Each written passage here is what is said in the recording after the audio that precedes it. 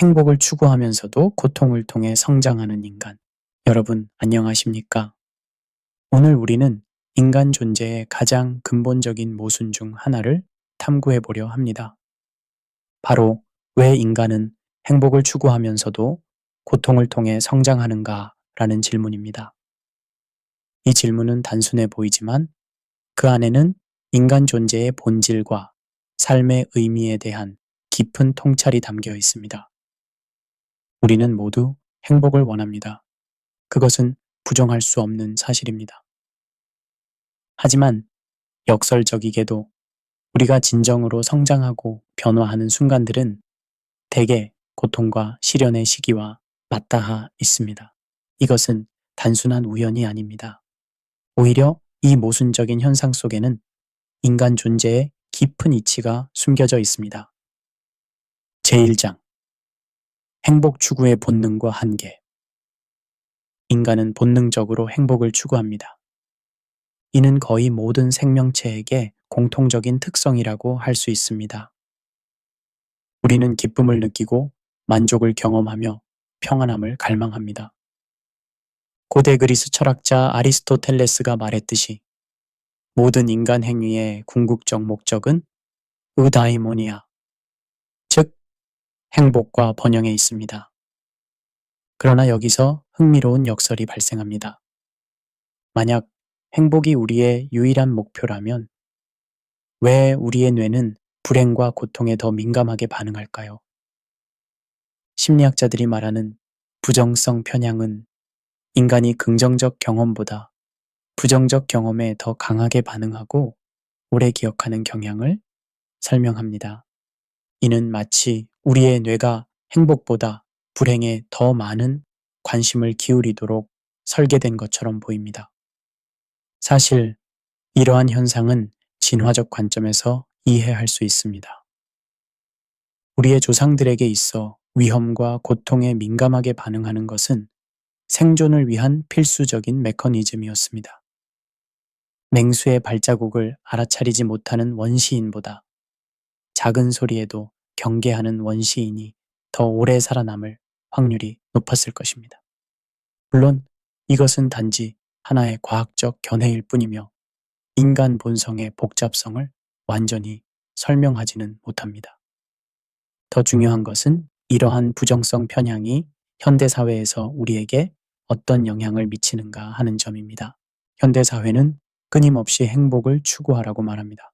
소셜미디어, 광고, 자기계발서는 모두 어떻게 하면 더 행복해질 수 있는가를 주제로 합니다. 그러나 아이러니하게도 행복에 대한 이러한 집착은 오히려 더 많은 불만족과 불안을 야기하는 경우가 많습니다. 행복을 강요받는 사회에서 사람들은 자신의 불행을 개인적 실패로 여기게 됩니다. 여기서 우리는 첫 번째 중요한 통찰을 얻게 됩니다. 행복만을 추구하는 삶은 역설적으로 더 큰 불행을 야기할 수 있습니다. 마치 나비를 쫓는 아이처럼 행복을 직접적으로 추구할수록 그것은 더 멀어지는 경향이 있습니다. 제2장 고통이라는 불편한 교사. 그렇다면 고통은 어떨까요? 우리가 피하고 싶어 하는 그 감정, 우리가 약을 먹고 술을 마시며 잊으려 하는 그 경험이 사실은 우리 삶에서 가장 위대한 교사 중 하나일 수 있습니다. 니체는 나를 죽이지 않는 것은 나를 더 강하게 만든다 라고 말했습니다.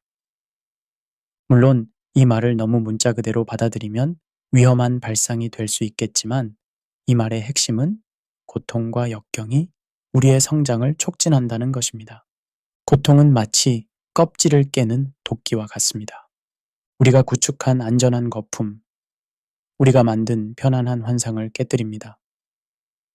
그리고 그 깨진 틈 사이로 진실이 스며듭니다. 고통은 우리를 일상의 무감각에서 깨우고 우리 자신의 한계와 진짜 감정을 마주하게 만듭니다. 예를 들어 보겠습니다. 대부분의 사람들은 자신이 얼마나 강한지, 얼마나 인내할 수 있는지, 얼마나 깊이 사랑할 수 있는지를 평온한 시기에 알지 못합니다. 그러나 사랑하는 사람을 잃거나 심각한 질병을 경험하거나 큰 실패를 겪을 때 우리는 자신의 깊이와 강도를 발견하게 됩니다.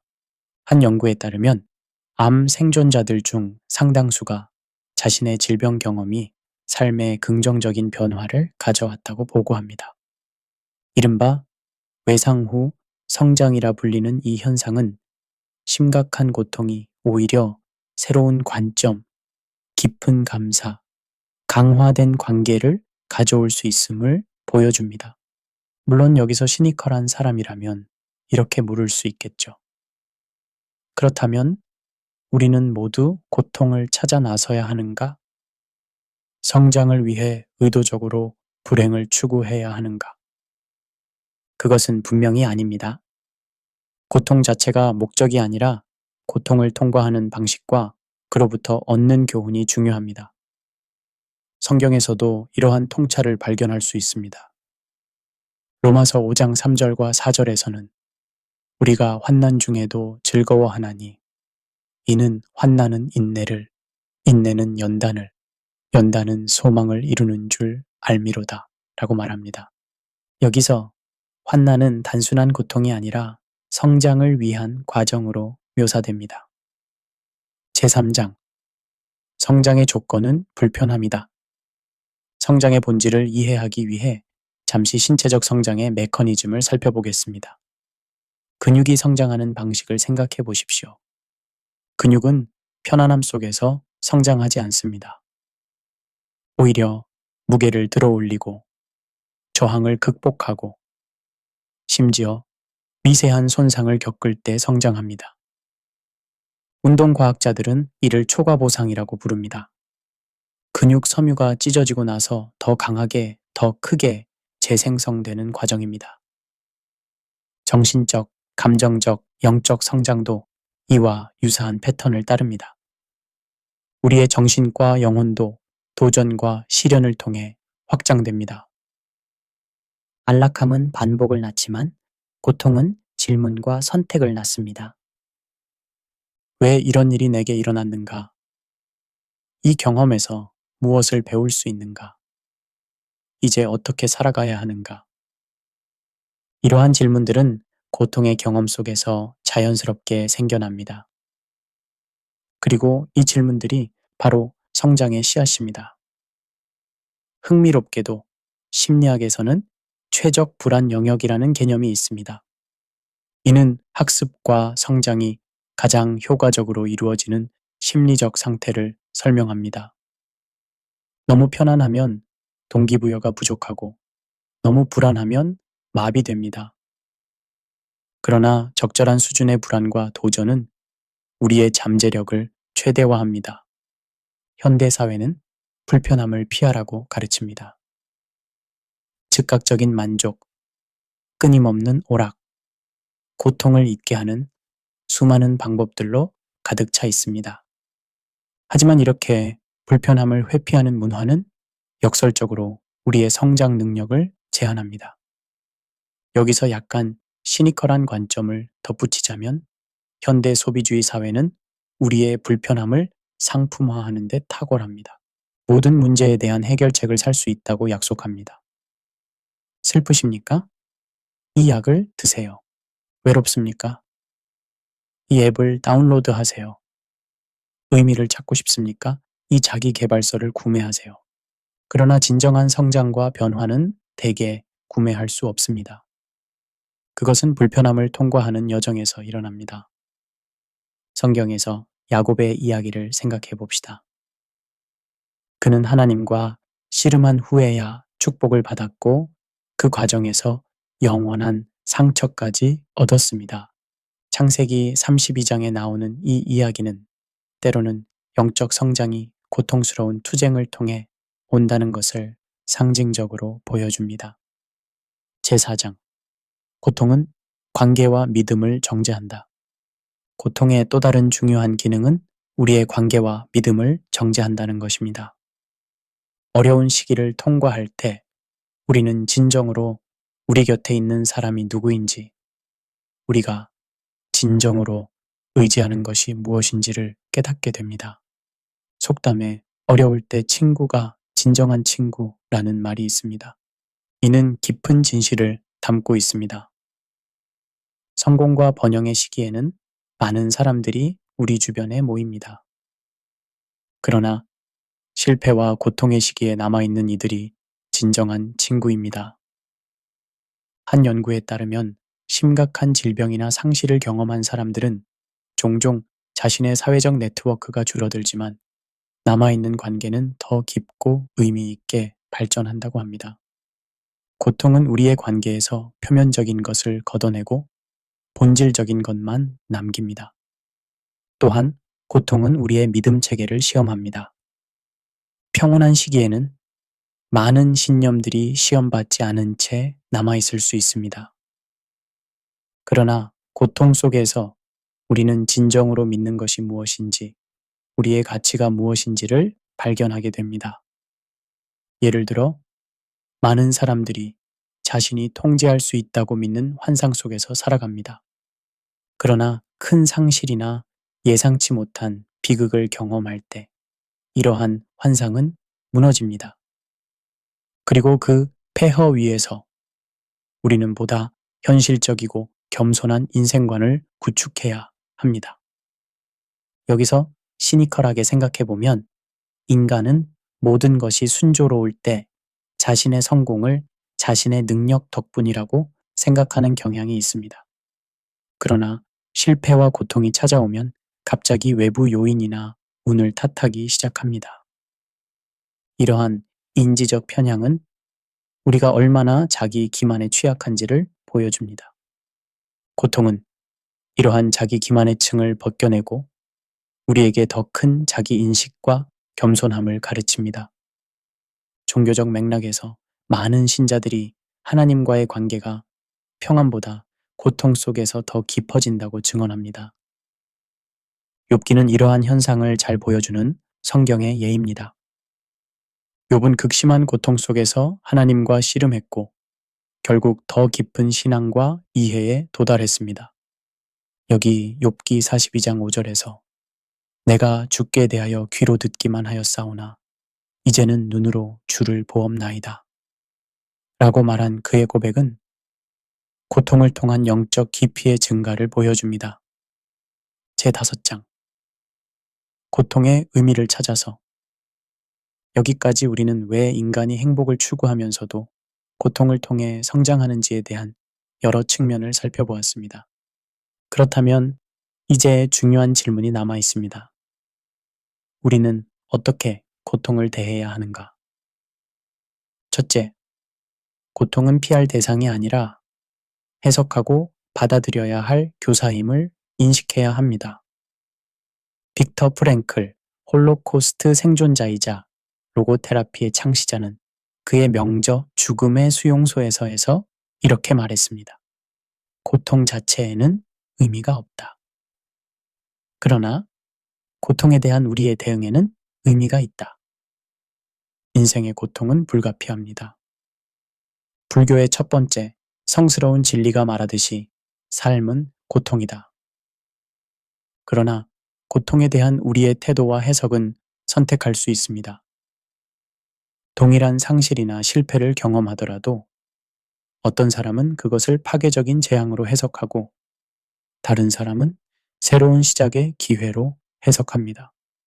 여기서 약간 시니컬한 관점을 더하자면 현대문화는 종종 긍정적 사고만을 강조하여 고통의 현실을 부인하도록 장려합니다. 항상 밝게 생각하세요. 좋은 면만 보세요. 긍정적인 마인드셋을 가지세요. 와 같은 조언들이 넘쳐납니다. 그러나 이러한 접근은 때로 고통의 깊이와 복잡성을 단순화하고 사람들이 진정한 감정을 억압하도록 만듭니다. 진정한 성장은 고통을 부정하거나 회피하는 것이 아니라 그것을 인정하고 그 안에서 의미를 찾는 것에서 시작합니다. 둘째, 고통을 통해 무엇을 잃었는지보다 무엇을 배우고 있는지를 바라보는 것이 중요합니다. 모든 고통의 경험에는 배움의 기회가 내재되어 있습니다. 그것은 자신에 대한 깊은 이해일 수도 있고 다른 사람들에 대한 더 큰 공감일 수도 있으며 삶의 우선순위를 재조정하는 계기일 수도 있습니다. 예를 들어 대인관계에서의 갈등과 상처는 고통스럽지만 그것은 우리에게 경계 설정의 중요성, 건강한 의사소통 방법, 그리고 용서의 힘에 대해 가르칩니다. 직업적 실패는 좌절스럽지만 그것은 우리에게 회복력, 적응력, 그리고 때로는 새로운 방향을 찾는 용기를 가르칩니다. 성경에서 바울은 고린도후서 12장 7절부터 10절까지에서 자신의 육체의 가시에 대해 말합니다. 이 고통스러운 조건은 비록 정확히 무엇인지는 명시되어 있지 않지만 그에게 겸손함과 하나님의 은혜에 의지하는 법을 가르쳤습니다. 또한 내 은혜가 내게 족하도다. 이는 내 능력이 약한 데서 온전하여짐이라. 라는 말씀은 고통이 어떻게 영적 성장의 매개체가 될 수 있는지를 보여줍니다. 마지막으로 성장하는 사람은 행복만이 아니라 고통마저도 의미로 바꾸는 사람입니다. 이것은 쉬운 일이 아닙니다. 그것은 우리의 고통을 억지로 긍정적으로 재해석하거나 진정한 슬픔과 상실을 부정하라는 의미가 아닙니다. 오히려 그것은 고통을 통과하면서도 그 안에서 의미와 목적을 찾는 용기를 갖는 것입니다. 미국의 시인 로버트 프로스트는 나는 눈물을 통해 보았다 라고 했습니다. 때로는 눈물의 렌즈를 통해 볼 때 우리는 삶의 아름다움과 복잡성, 그리고 의미를 더 선명하게 볼 수 있습니다. 제6장 역설적 진리를 받아들이기. 지금까지의 논의를 종합해보면 다음과 같은 역설적 진리에 도달합니다. 행복을 추구하는 것이 인간의 본능이지만 진정한 성장과 깊은 만족은 종종 고통을 통해 온다는 것입니다. 이러한 역설을 받아들이는 것은 인생에 대한 보다 성숙한 관점으로 이어집니다. 그것은 행복과 고통이 서로 분리된 상태가 아니라 인간 경험의 두 측면임을 인식하는 것입니다. 철학자 하이데거가 말했듯이 기쁨과 슬픔은 존재의 동일한 시면에서 생겨나는 것입니다. 여기서 우리는 삶의 중요한 지혜를 발견합니다. 진정한 행복은 고통의 부재가 아니라 고통 속에서도 의미를 찾는 능력에 있습니다. 직접적으로 행복을 추구하기보다 의미 있는 삶을 살 때 우리는 더 깊고 지속적인 만족을 경험할 수 있습니다. 시니컬한 관점에서 보면 현대사회가 약속하는 끊임없는 행복이라는 환상은 사실 우리를 더 불행하게 만들 수 있습니다. 소셜미디어에 가득한 완벽한 삶의 이미지들, 끊임없이 긍정적일 것을 요구하는 문화, 모든 문제에 즉각적인 해결책을 제시하는 광고들, 이러한 것들은 삶의 본질적인 복잡성과 역설을 무시합니다. 오히려 우리에게 필요한 것은 비극적 낙관주의의 자세입니다. 이는 빅터 프랭클이 제안한 개념으로 삶의 비극적 측면을 인정하면서도 그 속에서 희망과 의미를 찾는 능력을 의미합니다. 이러한 자세는 현실을 직시하면서도 절망에 굴복하지 않는 평형 상태를 유지합니다. 성경에서도 이러한 역설적 진리를 발견할 수 있습니다. 예수님은 마태복음 5장 4절 산상수훈에서 애통하는 자는 복이 있나니 그들이 위로를 받을 것이며 라고 말씀하셨습니다. 또한 자기 목숨을 잃는 자는 얻으리라 라고 마태복음 10장 39절에서 가르치셨습니다. 이러한 가르침들은 모두 역설적 진리를 담고 있습니다. 고통과 상실이 때로는 더 깊은 축복과 성장으로 이어질 수 있다는 것입니다. 제7장 고통 속에서 성장하는 실천적 방법. 이론적인 이해를 넘어 우리는 어떻게 실제로 고통 속에서 성장할 수 있을까요? 몇 가지 실천적 접근법을 살펴보겠습니다. 첫째, 고통의 경험을 의미 있는 내러티브로 통합하는 것이 중요합니다. 심리학자들은 이를 의미 만들기라고 부릅니다. 고통스러운 경험에 대해 쓰거나 말함으로써 우리는 그것을 우리 삶의 큰 이야기 속에 위치시킬 수 있습니다. 이는 단순히 모든 것은 다 이유가 있어 라는 클리셰를 반복하는 것이 아니라 진정으로 우리 자신의 고통을 탐색하고 그 안에서 패턴과 의미를 발견하는 과정입니다. 둘째, 고통을 공동체 안에서 나누는 것이 도움이 됩니다. 고통은 종종 우리를 고립시키지만 역설적으로 그것은 또한 인간적 연결의 깊은 원천이 될 수 있습니다. 우리의 취약함을 신뢰할 수 있는 사람들과 나눌 때 우리는 혼자가 아님을 깨닫고 집단적 지혜와 지원을 얻을 수 있습니다. 여기서 약간 시니컬한 관점을 더하자면 많은 자기계발 문화는 고통을 지나치게 개인화합니다.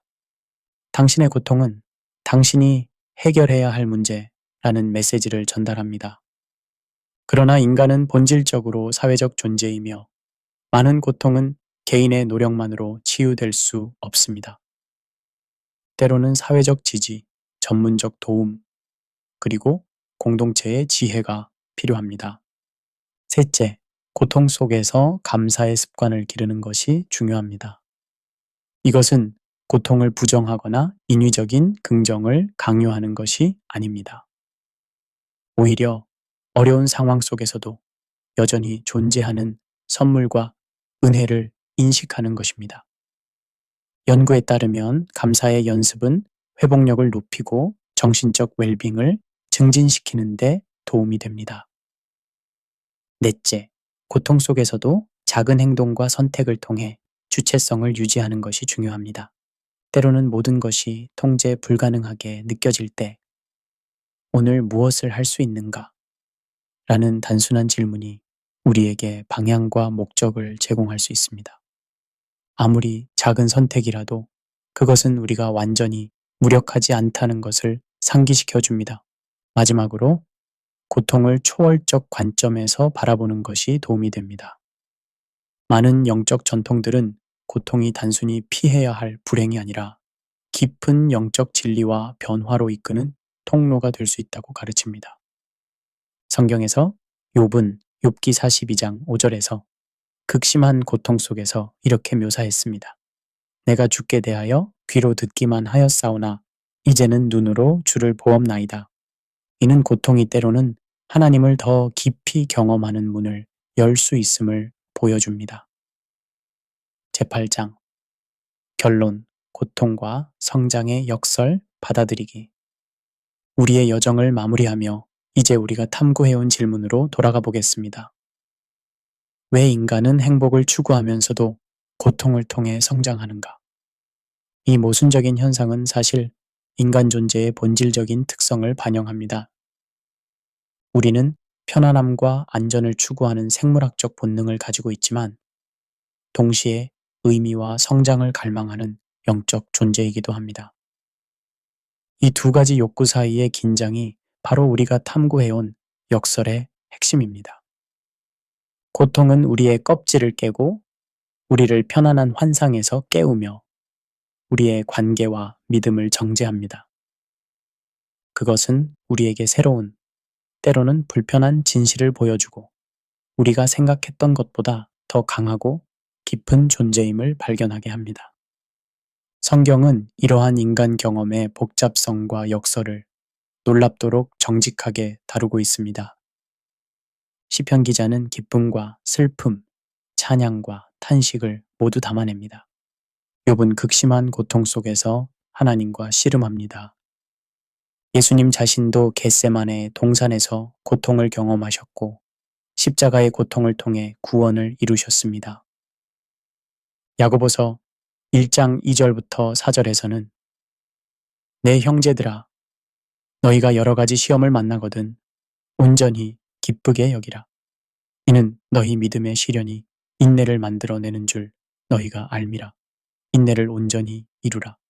이는 너희로 온전하고 구비하여 조금도 부족함이 없게 하려 함이라. 고 말씀합니다.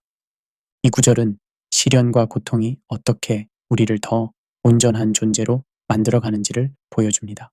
하나님께서 우리에게 고통을 주시는 것이 아니라 오히려 불가피한 고통 속에서 우리와 함께 하시며 그것을 통해 우리를 성장시키고 변화시키신다는 것을 이해하는 것이 중요합니다. 로마서 8장 28절에서 말씀하듯이 우리가 알거니와 하나님을 사랑하는 자, 곧 그의 뜻대로 부르심을 입은 자들에게는 모든 것이 합력하여 선을 이루느니라. 결국 성장하는 사람은 행복만이 아니라 고통마저도 의미로 바꾸는 사람입니다.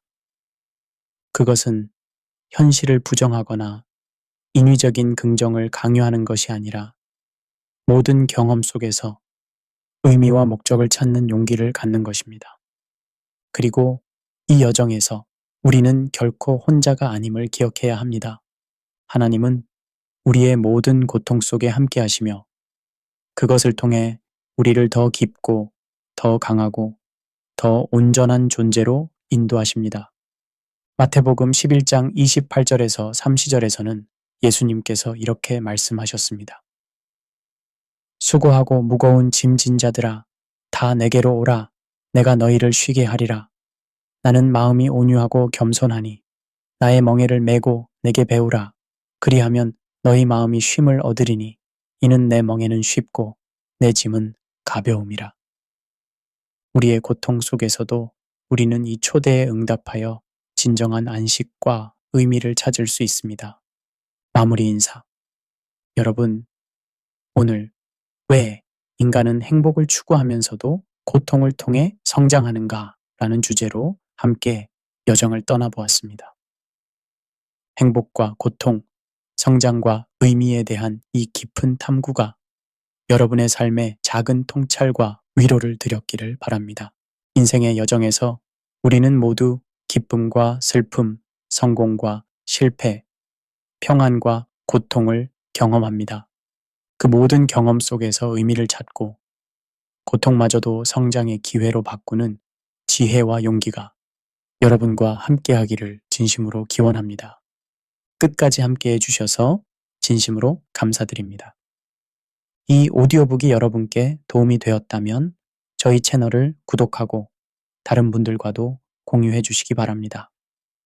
앞으로도 삶의 깊은 질문들을 함께 탐구하는 더 많은 콘텐츠로 찾아뵙겠습니다. 여러분의 여정에 하나님의 지혜와 평안이 함께하기를 기도합니다. 다음 시간에 또 만나 뵙겠습니다. 감사합니다.